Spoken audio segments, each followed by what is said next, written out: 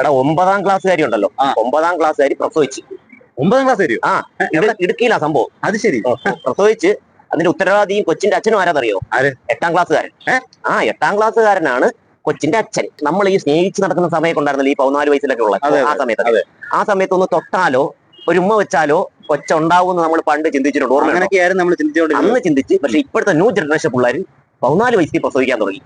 ഇനിയിപ്പോ അത് 8ാം ക്ലാസ് ഉള്ളത് 7ാം ക്ലാസ് ആയി, അല്ല 9ാം ക്ലാസ് ഉള്ളത് 8ാം ക്ലാസ് ആയി, 7ാം ക്ലാസ് ആയി, 6ാം ക്ലാസ് ആയി, അങ്ങനെ പോകും. അവസാനമേ സർക്കാർ ഹോസ്പിറ്റലിൽ പ്രസവം എടുക്കാൻ പോകേണ്ടി വരത്തില്ല, സ്കൂളുകളിൽ പോകേണ്ടി വരും. അതെ അതെ അതെ. ഇപ്പൊ നമുക്ക് ഇവിടെ വേണ്ടത് എന്താണ്? നമുക്ക് വേണ്ട എന്തെന്ന് വെച്ചാൽ സർക്കാരിനോട് പറയാം, വളരെ ചെറിയ പ്രായത്തിലെ കുട്ടികൾക്ക് സെക്സ് എഡ്യൂക്കേഷനെ കുറിച്ചുള്ള ക്ലാസ്സുകൾ കൊടുത്തുകൊണ്ടേയിരിക്കും. അതെ അതെ അതെ. ഇപ്പൊ നമുക്ക് ഇവിടെ നടന്നു വരുന്നത് എന്താ അറിയോ? നമ്മുടെ അധ്യാപകരുണ്ടല്ലോ, അധ്യാപകര് പിള്ളേരെ ഒന്ന് തല്ലിയാൽ കേട്ടായി. അതെ അതെ, അടിച്ചു തന്നെ പഠിക്കണം. അതെ അതെ, ആവശ്യം വേണ്ടുന്ന കാര്യങ്ങൾ കഴിക്കണം. പണ്ട് അടി കിട്ടിയ പാട് ചന്തിയും ഇതുവരെ പോകാൻ നമുക്കുണ്ട്. അതുകൊണ്ട് അടിച്ചു തന്നെ പഠിപ്പിക്കണം. അതിനെ തന്നെ വീട്ടിലുള്ള അച്ഛനും അമ്മമാരും സ്വന്തം മക്കൾക്ക് 10 മാർക്ക് കൂടുതൽ അങ്ങോട്ട് കിട്ടുമ്പോണ്ടല്ലോ, ഒരു ടച്ച് കുത്തുന്ന ഫോൺ അങ്ങോട്ട് മേടിച്ചു കൊടുക്കുമല്ലോ. എന്നിട്ട് ആ ഫോണിൽ എന്തൊക്കെയാ ചെയ്യുന്നത് ശ്രദ്ധിക്കുന്നുണ്ടോ? ഇല്ല.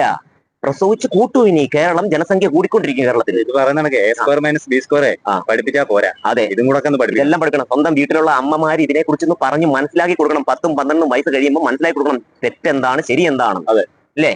ശരി.